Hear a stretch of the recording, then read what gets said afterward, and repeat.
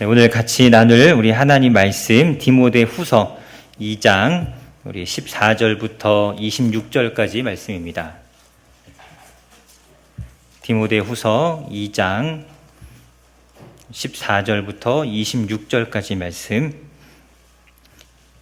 제가 가진 성경책으로 신약성경 345면에 있습니다. 디모데후서 2장 14절부터 26절까지 말씀 제가 봉독하도록 하겠습니다. 너는 그들로 이 일을 기억하게 하여 말다툼을 하지 말라고 하나님 앞에서 엄히 명하라. 이는 유익이 하나도 없고 도리어 듣는 자들을 망하게 함이라. 너는 진리의 말씀을 옳게 분별하며 부끄러울 것이 없는 일꾼으로 인정된 자로 자신을 하나님 앞에 드리기를 힘쓰라. 망령되고 헛된 말을 버리라. 그들은 경건하지 아니하며 점점 나아가나니 그들의 말은 악성 종량이 퍼져나감과 같은데 그 중에 후메네오와 빌레도가 있느니라. 진리에 관하여는 그들이 그릇되었도다. 부활이 이미 지나갔다 하므로 어떤 사람들의 믿음을 무너뜨리느니라. 그러나 하나님의 견고한 터는 섰으니 인침이 있어 일렀으되 주께서 자기 백성을 아신다 하며 또 주의 이름을 부르는 자마다 불의에서 떠날지어다 하였느니라. 큰 집에는 금그릇과 은그릇뿐 아니라 나무 그릇과 질 그릇도 있어 귀하게 쓰는 것도 있고 천하게 쓰는 것도 있나니 그러므로 누구든지 이런 것에서 자기를 깨끗하게 하면 귀히 쓰는 그릇이 되어 거룩하고 주인의 쓰심에 합당하며 모든 선한 일에 준비함이 되리라. 또한 너는 청년의 정욕을 피하고 주를 깨끗한 마음으로 부르는 자들과 함께 의와 믿음과 사랑과 화평을 따르라. 어리석고 무식한 변론을 버리라. 이에서 다툼이 나는 줄 알미라. 주의 종은 마땅히 다투지 아니하고 모든 사람에 대하여 온유하며 가르치기를 잘하며 참으며 거역하는 자를 온유함으로 훈계할지니 혹 하나님이 그들에게 회개함을 주사 진리를 알게 하실까 하며 그들로 깨어 마귀의 올무에서 벗어나 하나님께 사로잡힌 바 되어 그 뜻을 따르게 하실까 함이라. 아멘. 저희가 디모데후서 말씀을 같이 살펴보고 있습니다. 우리 1장에서는 이 복음을 부끄러워하지 말고 복음과 함께 고난 받으라 이렇게 이 디모데에게 권면하였고요. 또 1장 후반부에서는 이 일꾼으로서 내가 하나님의 어떤 복음을 맡은 자로서 받은 이 소명이 거룩한 소명이다라고 강조했습니다. 또 2장 상반절에서 우리 2장 앞부분에서는 우리 지난주에 살펴본 것처럼 이 하나님의 일꾼은 강해야 합니다. 복음을 위해서 받는 어떤 고생, 수고하기를 두려워하지 말고 이 강한 이 군사와 같이 하나님을 위해서 수고할 것을 2장 우리 앞부분에서 권면을 했죠. 그래서 우리 2장 뒷부분에서는 이 하나님의 일꾼은 깨끗해야 한다라는 것, 정결한 자가 되어야 한다라는 것을 강조하고 있습니다. 우리 오늘 이 본문 저희가 읽은 14절부터 26절은 크게 세 가지 정도로 우리가 좀 나누어서 살펴보려고 하는데요. 오늘 말씀에서 하나님의 일꾼이 또 가져야 될 어떤 이런 자세, 이런 것들 세 가지를 이야기합니다. 첫 번째는 하나님 앞에 인정받는 일꾼이 되는 것입니다. 하나님의 인정을 받는 일꾼. 두 번째는 깨끗한 일꾼이 되는 것, 깨끗한 그릇이 되는 것. 세 번째는 온유한 자가 되는 것입니다. 이 세 가지 말씀을 우리가 한번 같이 살펴보도록 하겠습니다. 우리 먼저 15절 말씀을 같이 한번 읽어볼까요? 15절 말씀 같이 읽도록 하겠습니다. 시작. 너는 진리의 말씀을 옳게 분별하며 부끄러울 것이 없는 일꾼으로 인정된 자로 자신을 하나님 앞에 드리기를 힘쓰라. 아멘. 오늘 말씀에 보면 부끄러울 것이 없는 일꾼으로서 인정된 자로 자신을 하나님 앞에 드리라라고 합니다. 하나님의 일꾼은 이 하나님 앞에 인정받는 사람이어야 합니다. 당연한 것이죠. 하나님께서 일꾼으로 인정을 해야 그 사람을 사용하실 수 있습니다. 그래서 이 사람은 쓸만하겠다. 내가 나의 복음을 위해서 또 나의 어떤 교회를 위해서 내가 이런 직분을 주고 이런 어떤 역할을 주고 내가 사용해도 되겠다라고 할 만한 사람에게 하나님께서 직분을 주시고 또 사명도 주시고 그 사람을 사용하십니다. 그래서 이 하나님께서 믿고 맡길 수 있는 사람, 그러한 사람이 되기 위해서 힘써야 합니다. 여러분, 우리가 다 신앙생활을 하지만 하나님을 믿고 하나님의 자녀가 되었지만 모든 사람이 다 하나님 보시기에 믿을 만한, 신뢰할 만한, 하나님이 사용할 만한 사람이 되는 것은 결코 아니죠. 내가 믿음이 있다고 해서, 교회를 다닌다고 해서 하나님 앞에 신뢰받는 사람은 우리 모두가 다 그렇게 되는 것은 아닙니다. 그러니까 나의 어떤 모습들이 하나님 보시기에 신뢰할 만한 사람이 되어야 합니다. 여기서 이제 인정된이라고 이제 번역된 이 단어는 시험을 통과한다라는 그런 의미입니다. 인정받는다라는 건 어떤 이 누군가의 시험, 테스트를 통과한다라는 것이죠. 우리도 일반 사회에서도 직장에서 사람을 뽑을 때도 면접이라는 걸 보잖아요. 이 사람이 정말 사용할 만한 사람인지, 우리가 채용을 해서 일해도 될 만한 사람인지를 이 면접이라는 것을 통해서 테스트하는 것이죠. 그래서 어떤 곳에서는 심층 면접, 2박 3일간의 이 테스트 기간을 거치기도 하고 또 시험을 보는 것도 있습니다. 이런 인증을 하고 이 사람이 쓸만한지 아닌지를 하나님께서 확인하시죠. 그래서 우리도 이 하나님 앞에 인정받는 하나님의 시험을 통과하는 사람들이 되어야 합니다. 하나님은 항상 일꾼을 사용하시기 전에 하나님의 일을 맡길 만한 사람들을 테스트하십니다. 어떤 또 이렇게 시험 가운데 연단하셔서 잘하게 하셔서 사용하시기도 하고 또 확인하시기도 하죠. 아브라함 같은 경우는 하나님께서 여러 가지 이 일들로 사건들로 그를 시험하셨죠. 테스트하셨습니다. 특별히 이삭을 번제로 드리라라고 하나님께서 말씀하실 때는 분명하게 성경에 내가 이것으로 너의 믿음을 시험해 보겠다. 분명하게 하나님께서 말씀하십니다. 요셉도 또 모세도 다윗도 이 일정 기간 이 하나님의 테스트, 시험의 기간을 거쳤고 그 시험을 통과했기 때문에 그들이 하나님 앞에 부끄러울 것이 없는 일꾼으로서 쓰임받고 사용된 것입니다. 그래서 여러분 우리도 이 하나님의 이 시험과 테스트를 통과하고 하나님 앞에 쓰임받는 일꾼이 되기 위해서 힘써야 합니다. 인정받는 자가 되기 위해 힘써야 하죠.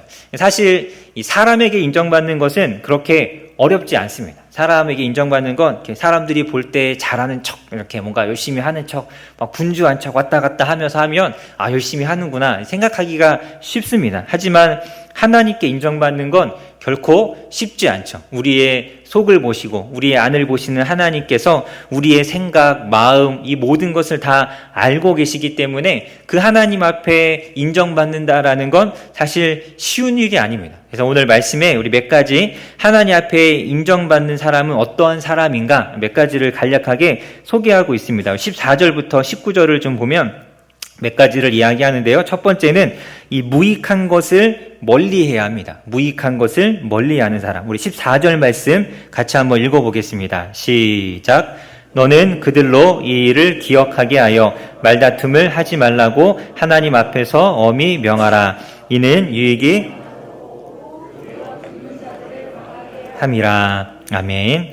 네, 여기 보니까 말다툼을 하지 말라고 엄히 명하라라고 합니다. 유익이 하나도 없는 일들이죠. 오히려 사람을 망하게 하는 것입니다. 하나님은 어떠한 사람들을 사용하시고 인정하시느냐? 말다툼하는 것, 쓸데없는 논쟁, 이러한 것에 시간을 낭비하지 않는 사람들, 이러한 사람들을 하나님께서 사용하시죠. 그래서 이 말다툼에 대해서 이야기하면서 그것은 유익이 없고 또 듣는 자들을 망하게 하는 것이라고 합니다. 정작 자신이 해야 하는 일에 집중력을 잃어버리고 매진하지 못하게 하는 것, 쓸데없는, 우리가 흔히 이야기하는 쓸데없는 일들, 마음을 엉뚱한 것에 빼앗겨서 정말 내가 힘써야 할 것에 집중하게 하지 못하는 것들, 이러한 것들을 멀리해야 하는 것이죠. 이런 것들은 무익한 것입니다.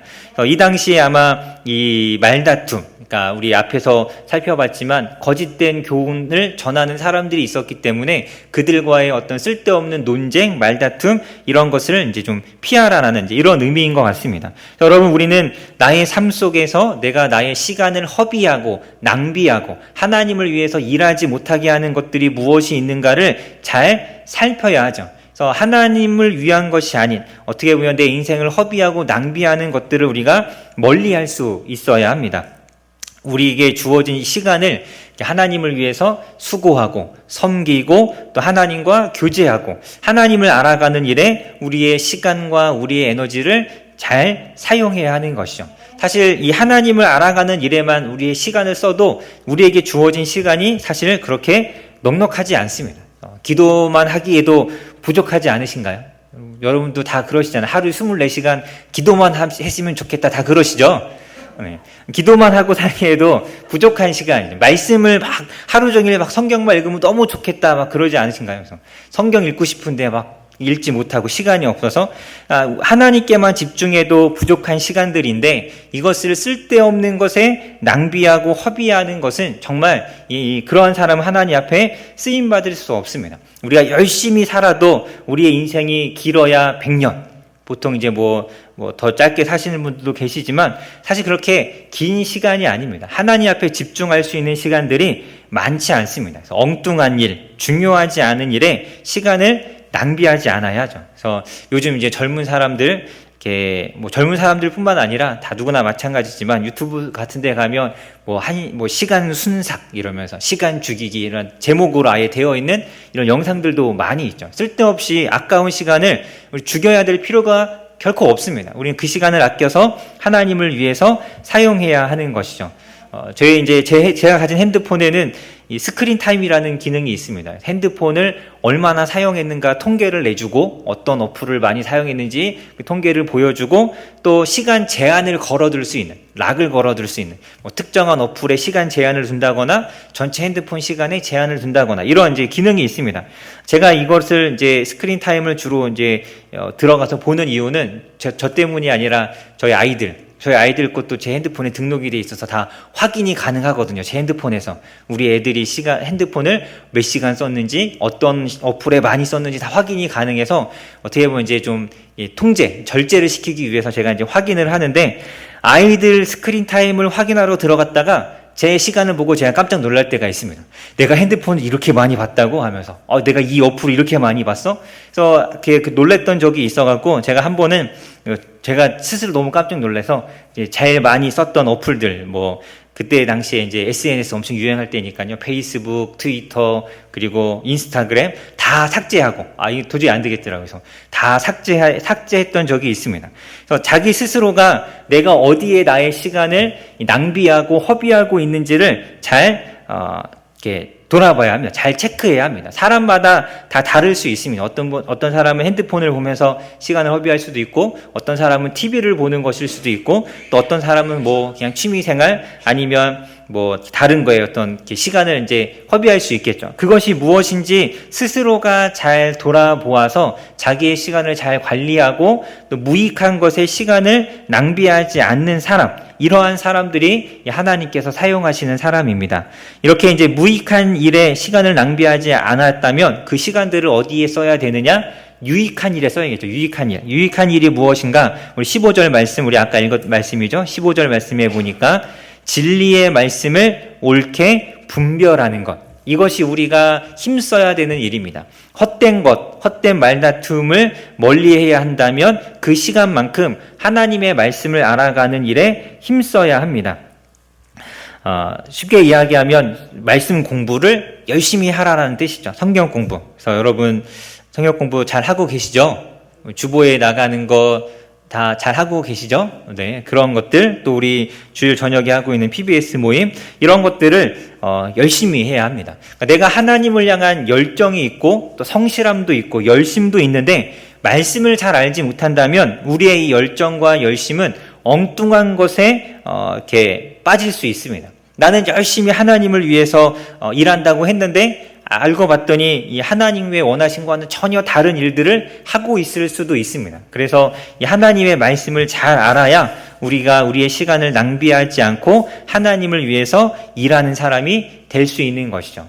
목사님, 저는 이렇게 성경 공부는 잘 못할 것 같고 그냥 목사님이 시키는 일만 열심히 하겠습니다 하시는 분들도 계신데 이런 분들도 너무 이제 귀하고 감사하죠. 그런데 이렇게 어떤 이 주어진 일들은 한두 가지 정도 열심히 할 수 있지만 정말 크고 중요한 하나님의 일들에 우리가 이렇게 스스로 분별력이 없다면 쓰임받기가 굉장히 어렵습니다. 하나님의 일꾼으로서 가장 중요한 것은 이 말씀을 통해 갖는 분별력인 것이죠. 그래서 말씀을 옳게 분별해야 합니다.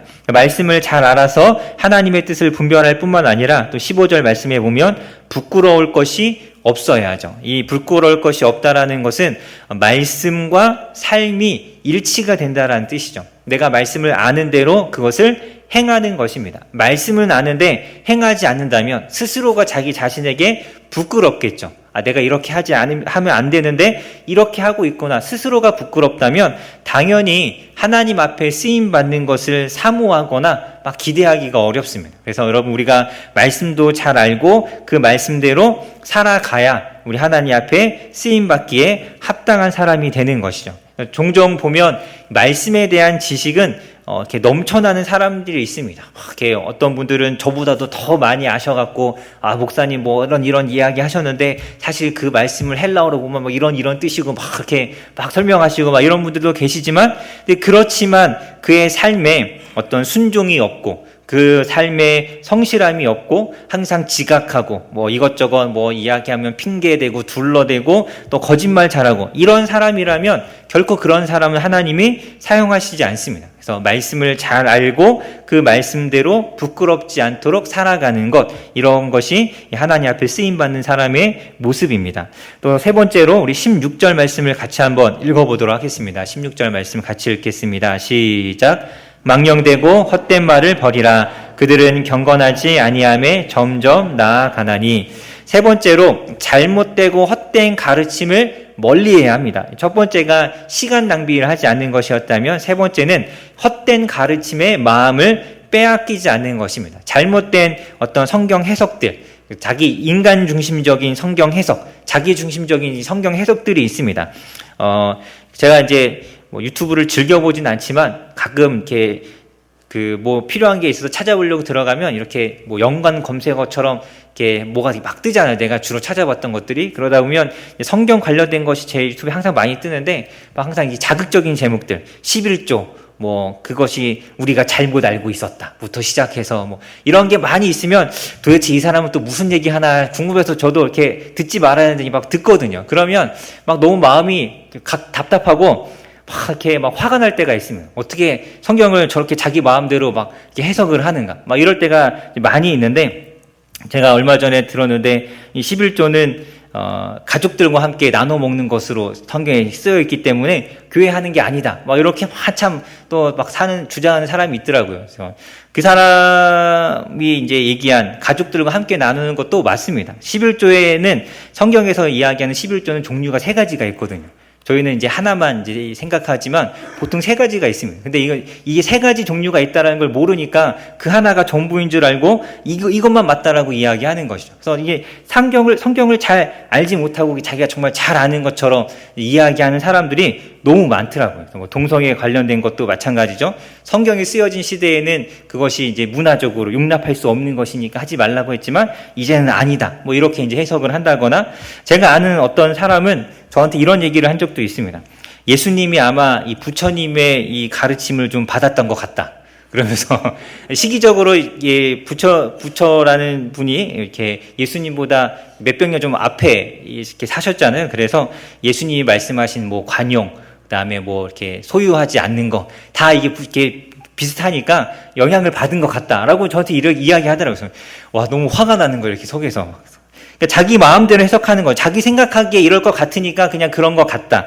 이런 이 생각들, 이런 어떤 성경의 이런 해석들, 이런 것들을 우리가 잘못 들으면 그게 맞는 것 같고 거기에 빠지기가 쉽습니다. 그래서 이런 것들을 우리가 조금 조심해야 합니다. 웬만하면 정말 유튜브에서 이렇게 성경 공부 이런 거 안 듣는 게 좋은 것 같습니다. 그래서 저희 교회도 이제 유튜브에 제가 설교한 거 이렇게 음성만 따서 이렇게 올리긴 하지만, 사실 저도 안 올렸으면 좋겠습니다. 혹시 또 제가 설교하다가 실수한 게 또 다른 사람, 그걸 듣는 사람들에게는 또 이게 진짜인 것처럼 들려지면 어떻게 되나 이런 생각이 드니까 유튜브에 이런 걸 올리는 게 마냥 좋은 것 같지는 않더라고요. 그래서 이 유튜브를 특히 이제 우리가 많이 조심해야 합니다. 그래서 17절, 18절에 보면 이렇게 거짓된 교훈을 가르치는 사람 중에 후메네오와 빌라도라는 사람이 있었습니다. 아마 이 후메네오와 빌라도라는 사람은 에베소 교회 안에서 어떤 좀 중요한 위치에 있었던 사람이었던 것 같습니다. 그래서 이들의 이름을 들면서 이 사람들도 있다. 그러면서 18절에 이들이 주로 주장했던 거짓된 가르침이 무엇이냐? 바로 부활이 이미 지나갔다라고 이야기하는 사람들.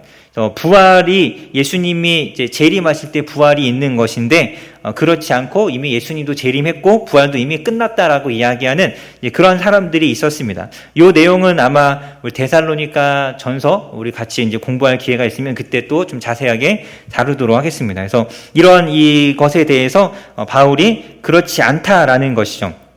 18절에 보면 진리에 관하여는 그들이 그릇되었도다. 잘못된 성경 해석으로 그들이 사람들을 혼란케 하고 있습니다. 이러한 잘못된 이 성경 해석은 17절 말씀에 보면 악성 종양과 같죠. 악성 종양과 같고 우리를 경건하지 않게 하고 믿음에서 무너뜨립니다. 잘못된 어떤 가르침, 어떤 성경 해석에 우리가 빠지기 시작하면 그렇게 되면 이 신앙이 흐트러집니다. 하나님 앞에 온전히 서기가 어렵죠. 종종 제 주위에도 이런 사람들이 있었습니다. 기도하고 싶지 않으면 굳이 기도하지 말아라. 기도하고 싶을 때 하면 되지. 안 되면 안 하는 게 맞다. 성경도 읽고 싶어지면 그때 읽는 것이 억지로 하는 거 하나님께서 기뻐하시지 않는다. 억지로 하는 거 기뻐하시지 않는 건 맞지만 우리는 죄인이기 때문에 막 기도가 하고 싶어지고 성경을 막 읽고 싶어지고 이런 경우는 사실 많이 없습니다. 그런 마음이 없어도 열심히 해야 하는 것인데 이런 식으로 이야기한다든지 이런 것들이 워낙 이제 유튜브 시대니까 이게 유튜브에 참 많잖아요. 여러분 될 수 있으면 유튜브에서 어떤 이렇게 설교, 강의 이런 거 이렇게 웬만하면 안 들으시는 게 좋을 것 같습니다. 이렇게 안 들으시는 게 좋을 것 같고 보고 싶은 게 있으면 저한테 보내주셔서 제가 한번 보고 들어도 될 만한 건지 아닌지 좀 확인하고 좀 이렇게 먼저 이런 작업들을 좀 거쳐서 우리가 좀 이렇게 하는 게 필요할 것 같습니다. 사실 이렇게 목사님 저도 이 정도는 들으면 알 수 있어요. 이게 좋은 건지 나쁜 건지 알 수 있어요라고 이렇게 생각하는 분들도 계실 수 있지만 사실 여러분 우리 잘 아는 것처럼 마귀는 교묘합니다. 교묘하고 굉장히 구별하기 어렵게 접근하기 때문에 사람이 넘어지는 것이죠. 그래서 사실 구별하기가 그렇게 쉽지는 않습니다. 물론 설사 이렇게 틀린 해석이 아니다 할지라도 이제 그런 어떤 이 유튜브나 이런 걸 자꾸 듣다 보면 어떤 현상이 생기냐면 유튜브에선 이렇게 이야기했는데 목사님은 설교 시간에 이렇게 이야기하더라. 이게 다르면 헷갈리잖아요. 혼란이 오죠. 어디에 기준을 두고 어떤 것에 맞춰야 되는지 혼란스럽습니다. 제 설교를 먼저 들었던 내용을 유튜브로 본다면 보통 이제 이렇게 되겠죠. 먼저 들은 게 사실 우리의 기준이 되기가 쉽거든요. 목사님이 이렇게 이야기했는데 유튜브가 이러네? 요건 듣지 말아야겠다. 이렇게 되지만 내가 유튜브를 먼저 들었으면 목사님 설교를 듣고 이건 줄 알았는데 목사님이 이상하게 이야기하시네 하면서 이제 설교 듣는 것이 어려워집니다. 그러면 이제 그때부터는 예배가 될 수가 없습니다. 설교를 들으면 판단하게 되고 저건 틀린 것 같은데 생각하게 되고 온전히 하나님을 예배하는 것이 어려워집니다. 그래서 나의 신앙과 어떤 나의 믿음을 생각한다면 정말 하나님을 잘 예배하고자 한다면 어쨌든 이렇게 우리 교회에 있는 목사님들을 통해서 확인하고 점검하고 들어도 괜찮은 것들을 듣는 이런 과정도 조금은 좀 필요한 것 같습니다. 그래서 헛된 것에 우리가 빠지지 않도록 우리가 우리 자신을 잘 다스려야죠. 사람은 자기가 이 아는 만큼 깨닫는 만큼 살아가게 되어 있습니다. 그래서 말씀을 우리가 잘 분별하고 깨달아서 헛된 것에 마음을 빼앗기지 않고 말씀을 잘 깨달아서 그 말씀대로 살아가시는 하나님 앞에 쓰임받는 사람들 되시기를 간절히 소망합니다. 자, 두 번째로 우리 큰 2번이죠. 어떤 사람을 하나님께서 사용하시느냐? 깨끗한 사람. 자신을 깨끗이 한 사람을 하나님께서 사용하십니다. 우리 20절 말씀과 21절 말씀, 두 절 말씀을 같이 읽도록 하겠습니다. 시작. 큰 집에는 금 그릇과 은 그릇뿐 아니라 나무 그릇과 질 그릇도 있어 귀하게 쓰는 것도 있고 천하게 쓰는 것도 있나니 그러므로 누구든지 이런 것에서 자기를 깨끗하게 하며 귀히 쓰는 그릇이 되어 거룩하고 주인의 쓰심에 합당하며 모든 선한 일에 준비함이 되리라. 오늘 말씀해 보니까 큰 집에는 금그릇, 은그릇, 나무그릇과 질그릇이 있습니다.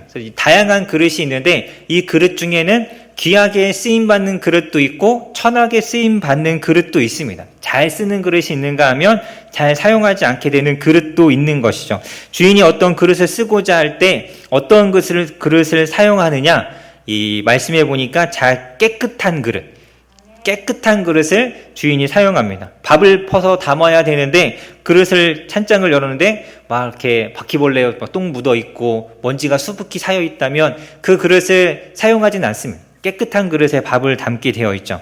하나님은 어떤 사람을 사용하시느냐? 금으로 된 사람, 은으로 된 사람, 뭔가 이렇게 좀 자질이 좋거나 혹은 가진 게 많거나 이런 사람들을 쓰시는 것이 아니라 자기를 깨끗하게 한 사람을 하나님께서 사용하십니다.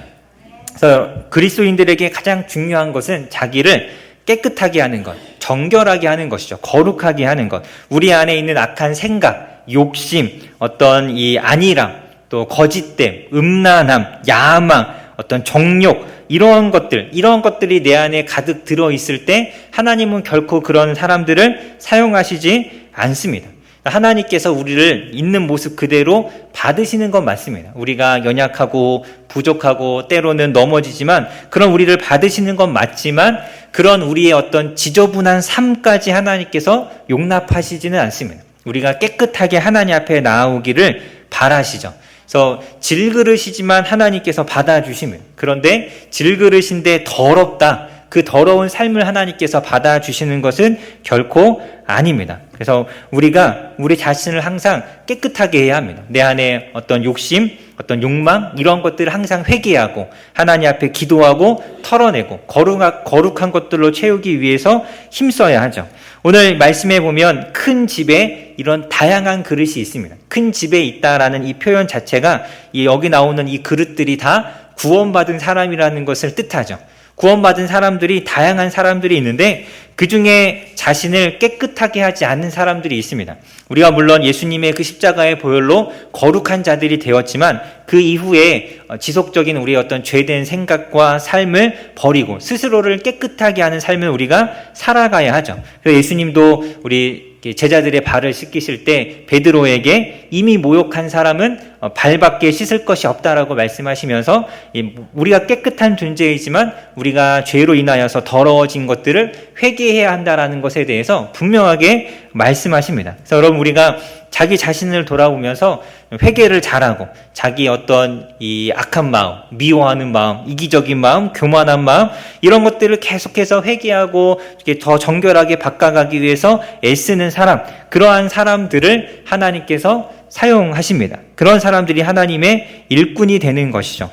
여러분 하나님의 자녀가 되는 것과 구원받아서 하나님의 자녀가 되는 것과 하나님 앞에 쓰임받는 것은 다른 것입니다. 나는 하나님의 자녀가 되었지만 하나님이 사용하시는 사람인가 아닌가 우리가 우리 자신을 잘 살펴야 합니다. 그래서 그런 자신들을 자기 자신을 잘 살피면서 이 자신을 거룩하게 함으로 쓰임받기에 합당한 자가 되기 위해서 힘써야 하죠.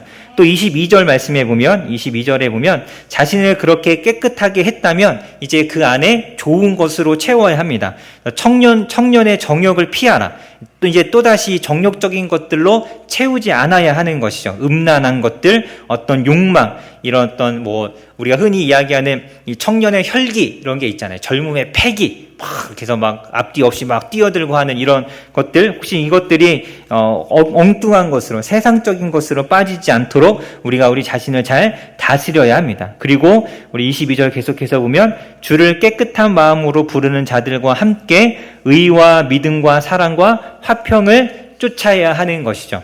의로운 삶, 또 믿음, 하나님을 향한 신뢰이죠. 사랑, 서로를 돌아보고 섬겨주는 것, 또 화평한 것, 모든 사람과 조화롭게 사이좋게 지낼 수 있는 것, 이러한 것에 힘쓰며 살아야 합니다.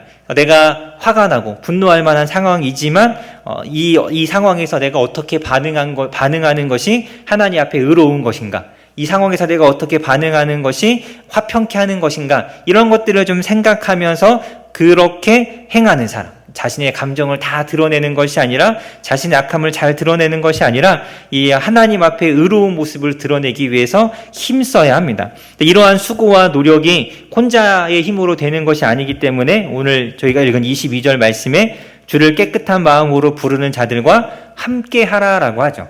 깨끗한 마음, 나와 같이 하나님 앞에 거룩하여진 사람들, 그 사람들과 우리가 함께 어울리고 교제해야 합니다. 그래서 여러분, 이 교회라는 공동체가 굉장히 중요합니다.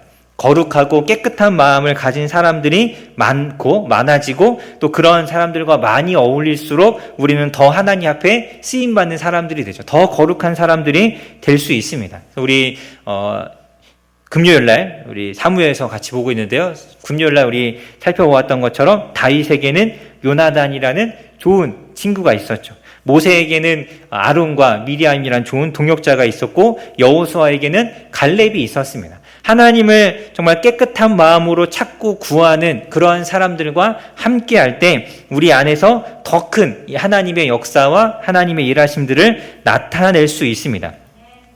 우리 사람은 이렇게 모이면 모일수록 시너지 효과가 나잖아요. 나쁜 친구들이 많이 모이면 많이 모일수록 더 나쁜 일을 하게 되어 있습니다. 착한 사람들, 선한 사람들, 하나님 앞에 깨끗한 사람일수록 모이면 모일수록 더 좋은 시너지 효과가 날 수 있는 것이죠. 그래서 여러분 우리가 이 공동체, 이 교회의 공동체가 굉장히 중요합니다. 내가 어떻게 이 공동체를 세워가느냐가 나의 신앙을 결정할 수 있는 것이죠. 내가 속한 이 교회를 내가 어떻게 세워가느냐가 나의 신앙을 결정하는 것입니다. 그래서 옆에 있는 사람들에게 더 많은 관심을 기울여주고 또 내가 거룩하기 위해서 힘쓸 때 우리의 그러한 사람들을 하나님께서 사용하십니다. 자, 세 번째로 또 하나님은 어떠한 사람들을 일꾼으로 사용하시는가? 우리 23절부터 26절에 보면 온유함으로 가르치기를 잘하는 사람, 그러한 사람을 하나님께서 사용하시죠. 우리 24절 말씀, 25절 말씀, 우리 두 절의 말씀을 같이 읽어보겠습니다. 시작. 주의 종은 마땅히 다투지 아니하고 모든 사람에 대하여 온유하며 가르치기를 잘하며 참으며 거역하는 자를 온유함으로 훈계할지니 혹 하나님이 그들에게 회개함을 주사 진리를 알게 하실까 하며. 아멘. 여기 보니까 주의 종은 마땅히 다투지 않아야 합니다. 다투지 않아야 하고 온유해야 하죠. 온유하다라는 것은 이 많은 사람들과 잘 지낼 수 있다라는 것이죠. 부드럽다라는 뜻인데 다투지 않는, 우리가 하나님의 일들을 하다 보면 이렇게 여러 가지 부딪힐 만한 일들이 있습니다. 이렇게 수고하다 보면, 열심히 일하다 보면 나랑 맞지 않는 사람이 있을 수도 있고 또 나랑 의견이 다른 사람이 있을 수도 있습니다. 일하는 방식이 다를 수도 있죠. 이제 그러할 때 그러한 어떤 다름으로 인해서 이런 어떤 이 다툼이 생기지 않아야 합니다. 그래서 이렇게 마음이 상하다고 해서 막 그것을 막 다 드러내갖고 막 이렇게 부딪히거나 이런 것 그렇게 하지 않고 온유함으로 그것들을 잘 풀어갈 수 있는 사람, 이러한 사람을 하나님께서 사용하시죠. 그래서 우리 24절에 주의 종은 마땅히 다투지 않습니다. 사사건건 시비 거는 사람도 있습니다. 이렇게 뭔가 막 설명을 해도 듣지 않고 왜 나한테 이랬냐 막 이렇게 시비 거는 사람이 있는가 하면 또 때로는 내가 열심히 도와주고 내가 열심히 섬겨주고 열심히 관심 가져줬는데 그것을 고마워할 줄 모르고 더 많은 것을 요구하면서 나를 당황케 하는 그러한 사람들이 있을 수도 있고, 때로는 나를 비방하거나 비난하는 사람이 있을 수도 있습니다. 이런 사람들을 자꾸 만나다 보면 싸우고 싶어지죠. 난 억울하니까 억울함을 풀고 싶어지고 내가 뭐 이렇게 만만한가 이런 생각이 들 때도 있고, 이러할 때 다투지 않는 것, 이렇게 굳이 나의 이 잘못 없음에 대해서, 억울함에 대해서 막 이렇게 변론하지 않는 것이 이제 이러한 모습이죠. 여러분, 우리가 어떤 영적인 리더이든 구역장이든 임원이든 혹은 어떤 직분을 맡았든 일할 때 이러한 이 사소한 이 부딪힘과 마음을 상하게 하는 것들이 있을 수밖에 없습니다. 인간이죠. 다 사람이 일하는 방식이 다르기 때문에 있을 수밖에 없습니다. 그러할 때 이것을 온유하게 잘 풀어가는 사람, 그 사람이 하나님 앞에 쓰임받습니다. 여러분, 이 앞에 있는 저를 보시면 아시겠지만 제가 굉장히 이렇게 깐깐하게 생겼잖아요. 아닌가요? 그렇게 안 보셨으면 너무 감사하고, 저는 이렇게 좀 제 스스로에게 굉장히 깐깐한 사람이어서 누군가가 저의 의도를 오해하면 이걸 견딜 수가 없습니다. 이걸 무조건 풀어야 됩니다. 그게 아니라는 걸 막 설명해 줘야 되는데, 그렇게 이제 설명하다 보니까 어느 순간 제가 보니까 그분하고 말다툼을 하고 있더라고요. 나는 그냥 나의 이 억울함을 풀고 싶어서 그게 아니라는 걸 설명했는데 이게 계속 반복되다 보니까 이제 논쟁이 되고 말다툼이 되고. 그러니까 처음 시작은 그게 아니었죠. 처음 시작은 나는 선한 마음이었다라는 걸 잘 설명해주고 싶었는데 결국은 이제 논쟁이 되는 모습을 보면서 이것이 그냥 잘잘못을 따지는 것 자체가 이렇게 따진다고 해결되는 것이 아니구나. 굳이 내가 잘못한 게 아니라는 걸 굳이 설명할 필요가 없겠다라는 생각이 이렇게 한번 그런 생각을 한 적이 있습니다. 그래서 요즘에도 이제 웬만하면 뭔가 이렇게 억울한 상황이 생기면 뭔가 이렇게 말하고 싶은데 그냥 제가 잘못한 것 같다 이렇게 말하고 그냥 끝내버리는 게 낫겠더라고요. 그래서 여러분 이 온유함이라는 거 물론 이제 제가 쓰는 방법이 다 맞는 방법은 아니겠지만 이렇게 쓸데없이 막 이렇게 잘잘못을 따지는 것이 그렇게 제가 보니까 결코 이렇게 좋은 건 아닌 것 같아요. 온유한 방법은 아닌 것 같습니다. 그래서 이 온유함으로 다투지 않는 사람 또 25절에 보니까 24절에 계속해서 보면 가르치기를 잘하고 참는 사람, 말씀을 잘 가르쳐야 하고 또 그 가운데 인내해야 하죠. 사람이 쉽게 변하지 않기 때문에 잘 참을 수 있어야 합니다. 또 25절에 보면 거역한 자를 온유함으로 훈계해야 한다라고 하죠. 친절하고 이렇게 내가 겸손하게 상대방을 존중하면서 훈계할 수 있는 사실 이제 굉장히 지혜로운 것이죠. 어떻게 하면 잘못된 것을 듣는 사람이 마음이 다치지 않고 잘 설명할 수 있는가 이러한 것들을 잘 생각하고 깨닫는 사람 이러한 사람들이 하나님께서 귀하게 사용하십니다. 그렇게 하면 나는 정말 억울하고 나는 때로는 좀 화도 나고 하지만 그렇게 내가 참고 인내하고 온유함으로 다른 사람들을 돌보았을 때 26절 말씀에 보면 그들로 깨어서 마귀의 올무에서 벗어나 하나님께 사로잡힌 사람들, 하나님의 사람이 되는 것이죠. 그리고 하나님의 뜻을 따라 살아가게 됩니다. 그러니까 내가 좀 억울하고 내가 좀 참고 내가 온유했을 때 그 나의 그 온유함으로 인하여서 다른 누군가는 이 하나님 앞으로 돌아올 수 있고 하나님을 더 많이 알아갈 수 있습니다. 그래서 여러분 내가 조금 억울해서 누군가가 하나님께로 돌아올 수 있다면 좋은 건가요? 나쁜 건가요? 좋은 거죠. 다 좋은 것이라고 다 동의하시는 거죠. 네, 그래서 우리 남편하고 아내하고 서로 싸울 때 참으시고, 네, 내가 인내함으로 남편이 더 아내가 더 하나님 앞에 잘 설 수 있다면 그걸로 좋은 것이죠. 자녀하고 관계도 마찬가지고 교회 안에서 사람들과의 관계도 마찬가지입니다. 그래서 우리가 항상 이렇게 온유함으로 다른 사람들을 돌아볼 수 있어야 합니다. 그러니까 우리의 신앙이 나의 신앙이 나는 거룩하고 나는 하나님 말씀도 잘 알고 나는 흔들림 없이 견고하게 서 있다. 이것으로 만족하지 않아야 하는 것이죠. 여기서 더 나아가서 다른 사람의 신앙에 관심을 가져야 합니다. 어떻게 하면 이 사람의 신앙을 견고하게 세워줄 수 있는가? 이런 것들을 우리가 고민하고 어떻게 도와주고 내가 어떻게 인내하고 내가 어떻게 참을 수 있는지를 살펴야 하죠. 우리 아까 살펴봤던 우리 21절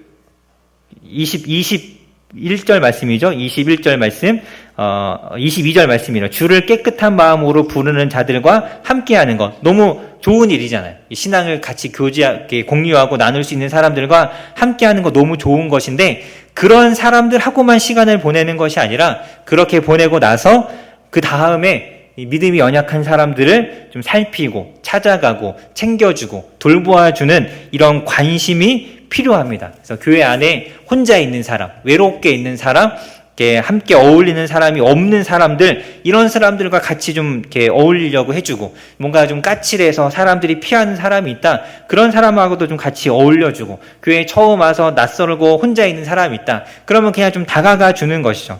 그래서 우리끼리만 좋으라고 하나님께서 우리를 부르신 것이 아닙니다. 우리가 서로 교제하고 강건해지고 굳건해진다면 다른 사람들을 돌아보라고 하나님께서 우리를 부르신 것이죠. 그래서 우리가 서로를 돌아보는 것이 중요하죠. 서로를 돌아보는 것이 중요하고 특별히 어떤 이 나눈 이렇게 대화하고 말하는 것들 가운데 헛되고 무익한 것들 이런 것보다는 이왕이면 정말 어떤 대화가 어떠한 일들 어떠한 이 말들이 서로에게 유익을 줄 수 있는가 서로의 신앙을 굳건히 세울 수 있는가를 좀 생각하고 그러한 말들을 하는 것 이러한 것이 필요합니다. 그래서 우리가 같이 모였을 때 서로 이제 뭐 지난주에 어떻게 살았냐 이런 나눔 같은 걸 하잖아요. 그래서 나눔을 하다 보면 막 어떤 자기가 가진 이 불평과 불만만 막 이야기하면 또 옆에서 또 한 스푼 거들어서 막 그렇다고 막 이야기하고, 이런 나눔이 아니라 이왕이면 정말 그런 이야기를 들었을 때 우리가 정말 필요한 말씀 같이 나누면서 어떻게 그것들을 우리가 그런 나쁜 마음을 버릴 수 있는지 뭐 이런 것들을 좀 나누는 이런 모임들이 좀 필요합니다. 그래서 교회에 필요한 게 무엇일까요?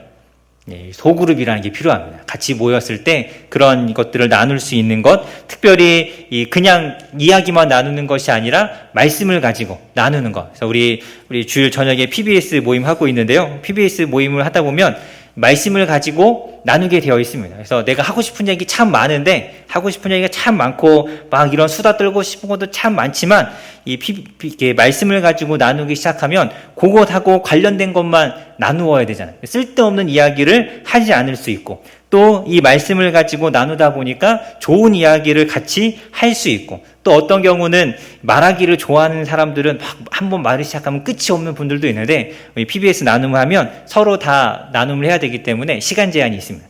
그래서 쓸데없는 말 많이 하는 사람의 이야기를 많이 안 들을 수도 있습니다. 그래서 너무 좋지 않을까요?